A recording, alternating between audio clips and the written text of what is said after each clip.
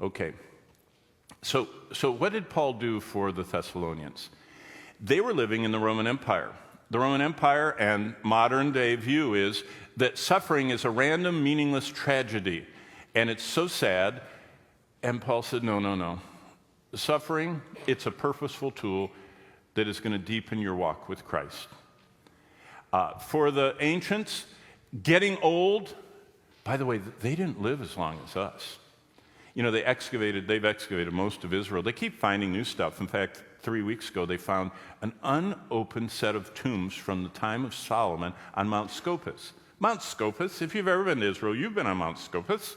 I mean, they have hotels all over it, and there was this hidden cave with all these burials in it and tombs and everything.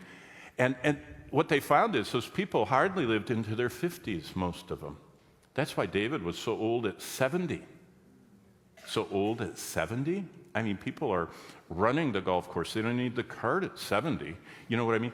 They were gone, most of them in their 50s. They did dental forensics. Because the Jews are so reverent in their burials, and they have all in those little ossuaries, the whole body. And so they examined all their teeth and found that the average Israelite died, in the Bible times, in their 50s. Wow.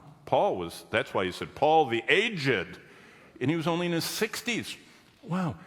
The depressing decay of the body, the Bible says, no, it's the final necessary discipline of sanctification. How about death itself?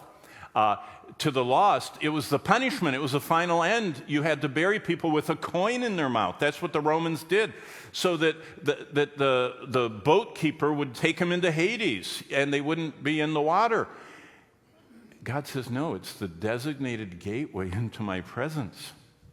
Have you ever seen people going up the ramp into a cruise boat? I don't even know if they have ramps anymore. When Bonnie and I used to when I was at Grace Church, John says, take the people on all those trips. He didn't want to, and so Bonnie and I said, okay, we were in our 20s, and we did it. And we would take 100 at a time, and they always had this ramp. I don't know what they have now. And you go up, and they had this big, archway, and you'd pause like this and smile, and they'd take your picture, and it'd say, whatever the name of the cruise line was or whatever. I never saw anybody that wasn't, they just were so excited they were going on a cruise. Death is the gateway to the ultimate cruise. You don't see any Christian. No. See, the world needs to see that we really believe all this. And finally, the emotional response, bound by constant fear of death.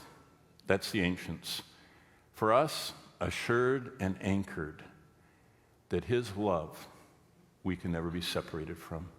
Romans 8. What can separate us from the love of God? Nothing. Height, nor depth, nor any creation. Nothing can separate us. So what Paul was doing in chapter 3, and that's why this is such an important chapter,